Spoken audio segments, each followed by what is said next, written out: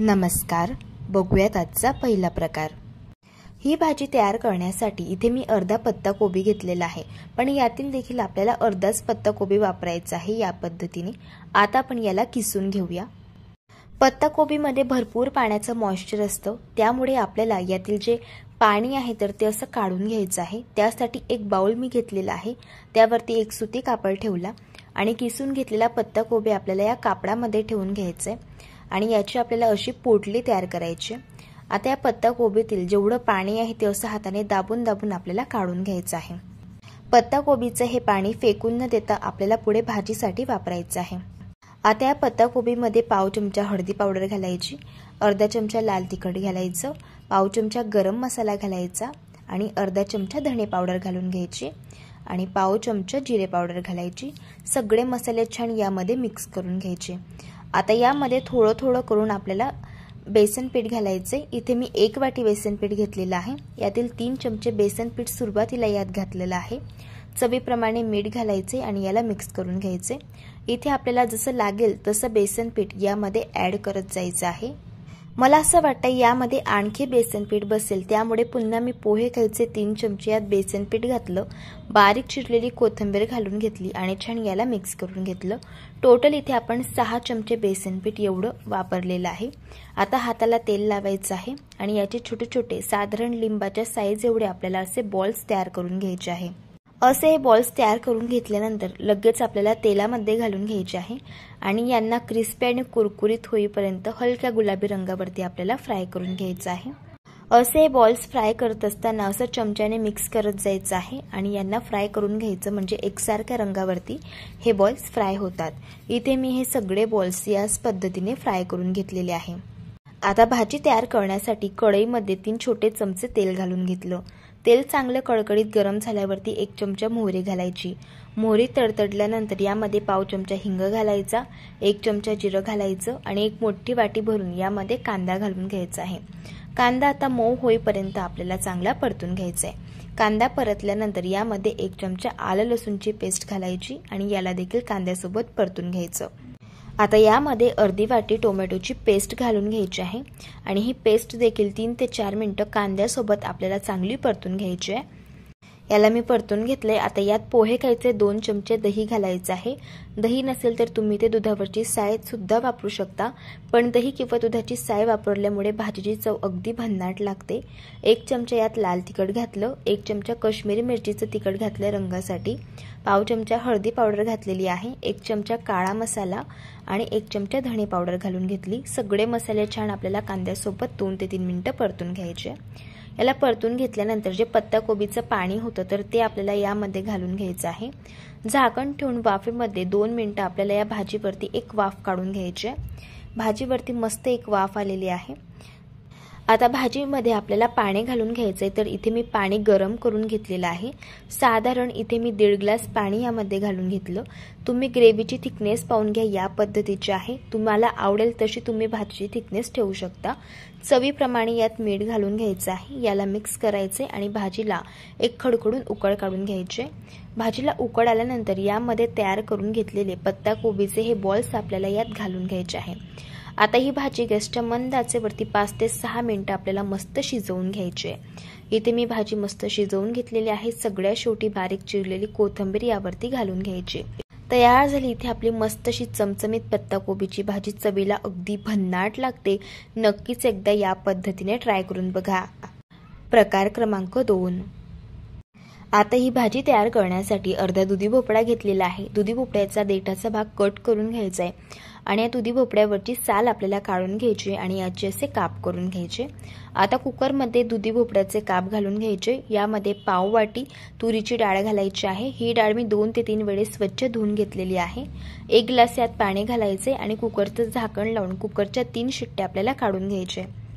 दुधी भोपळा आणि डाळ शिजत आहे तोपर्यंत आपण भाजीसाठी वाटण तयार करून घेऊया। अर्धी वाटी शेंगदाणे तव्यावरती घालायचे आहे। शेंगदाणे खरपूस होईपर्यंत आपल्याला भाजून घ्यायचे आहे। शेंगदाणे भाजून झाल्यानंतर एका प्लेटमध्ये काढून घ्यायचे। आता आपल्याला मिरच्या भाजून घ्यायच्या आहे। 4 ते 5 हिरव्या मिरच्या घेतलेल्या आहे। मिरच्यांना हलकेसे काळे डाग येईपर्यंत यांना चांगलं भाजून घेतलेलं आहे। आता शेंगदाण्यांची साल काढून घ्यायची आणि शेंगदाणे साफ करून घ्यायचे आहे। आता हे शेंगदाणे आपण मिक्सरच्या भांड्यामध्ये घालूया। यामध्ये भाजून घेतलेल्या हिरव्या मिरच्या घालून घेऊया, 6 ते 7 लसणच्या पाकळ्या आणि 1 इंच आलं घालूया आणि 1 चमचा जिरं घालायचे आणि मूठभर यात कोथिंबीर घालायची। कोथिंबीरमुळे भाजीला रंग खूप छान येतो आणि चव सुद्धा अप्रतिम लागते। थोडंसं पाणी घालून या पद्धतीचं थोडंसं जाडसर आपल्याला छान असं हे वाटण तयार करून घ्यायचंय। वाटण तयार होत होतं तोपर्यंत इथे आपला दुधी भोपळा आणि डाळ देखील चांगली शिजली गेलेली आहे। आता भाजी तयार करण्यासाठी कढईमध्ये 3 छोटे चमचे तेल घालायचं। तेल कडकडीत गरम झाल्यावरती यामध्ये आपल्याला 1 चमचा मोहरी घालायची आहे। मोहरी तडतडल्यानंतर पाव चमचा हिंग घालायचा आणि तयार केलेलं हे शेंगदाण्याचं संपूर्ण वाटण आपल्याला तेलामध्ये घालून घ्यायचंय आणि छान हे वाटण गॅसच्या मंद आचेवरती तेल सुटेपर्यंत 3 ते 4 मिनिटं परतून घ्यायचे। असं मी वाटण छान परतून घेतलेलं आहे। वाटण परतून झाल्यामुळे पाहू शकता वाटणाला खूप छान असा हिरवागार रंग आलेला आहे। यावरूनच समजायचं वाटण चांगलं परतून झालेलं आहे।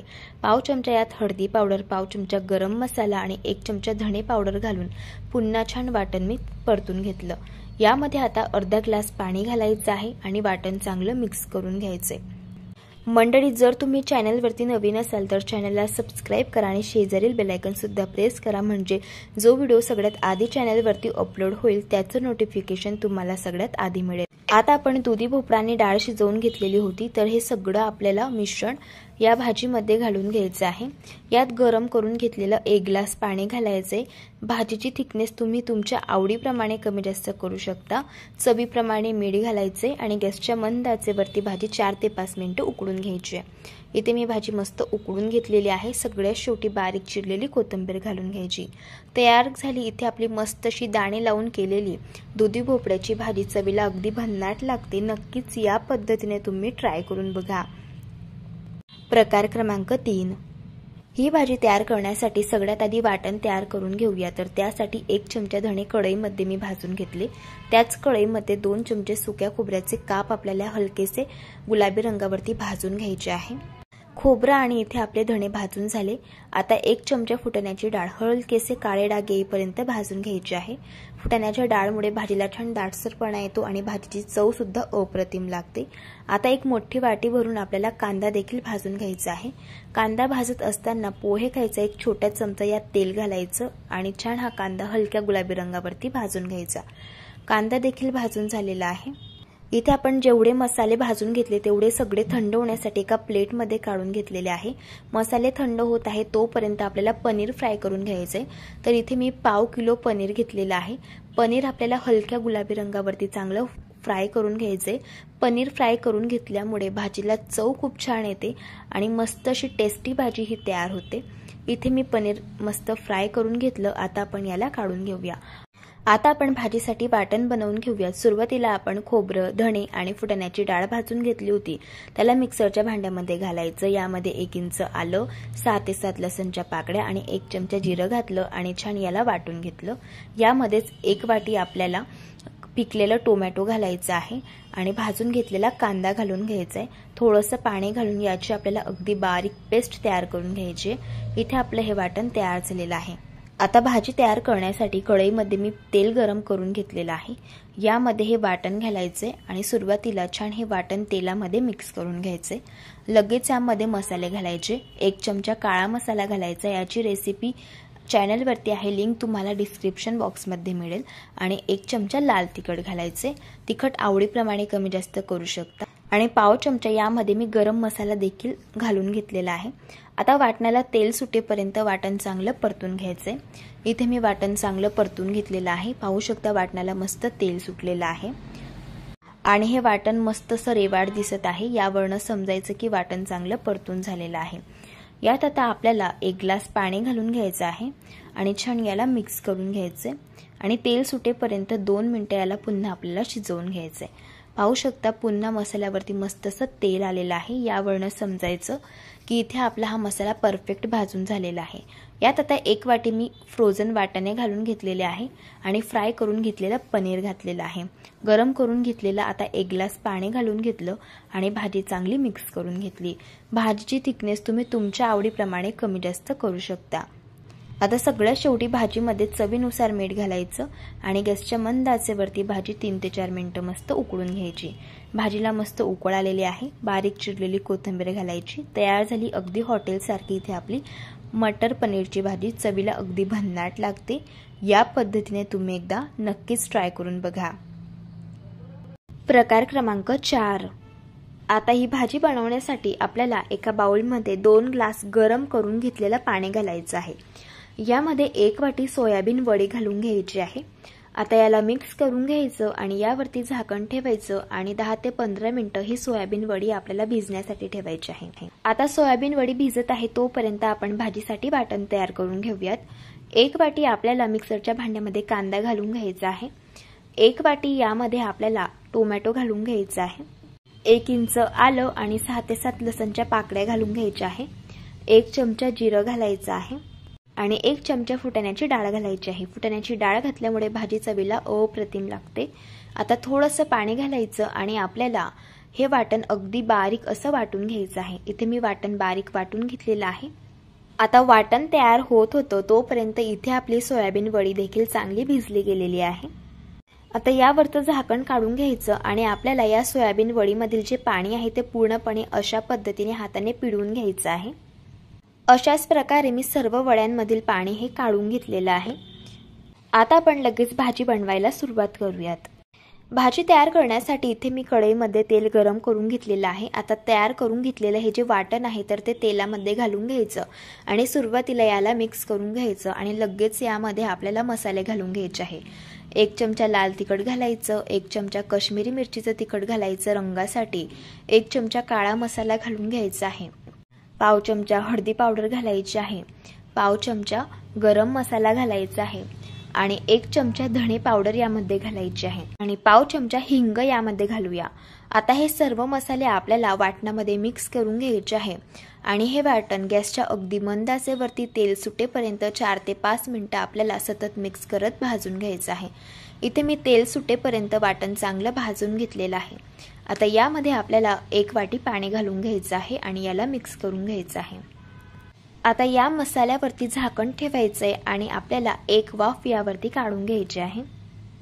इथे मी या मसाल्यावरती 1 वाफ काढून घेतलेली आहे आणि वाफ काढून घेतल्यामुळे तुम्ही बघू शकता यावरती छान तेलाचा कट आलेला आहे। यावरनं समजायचं इथे आपला मसाला छान तेलामध्ये आपण भाजून घेतलेला आहे। आता यामध्ये 1 ग्लास गरम करून घेतलेलं पाणी घालून घ्यायचं आहे। भाजीची थिकनेस तुम्ही आवडीप्रमाणे कमी जास्त करू शकता। आता यामध्ये आपल्याला ही सोया वडी घालून घ्यायची आहे आणि यामध्ये चवीप्रमाणे मीठ घालायचं आहे आणि याला मिक्स करून घ्यायचं आणि गॅसच्या मंद आचेवरती झाकण न ठेवता ही भाजी आपल्याला 4 ते 5 मिनिटं शिजवून घ्यायची आहे। इथे मी भाजी शिजवून घेतलेली आहे। इथे आपली मस्त अशी सोया वडीची भाजी तयार झालेली आहे। सगळ्यात शेवटी बारीक कापून घेतलेली कोथिंबीर घालून घ्यायची आणि याला मिक्स करून घ्यायचं।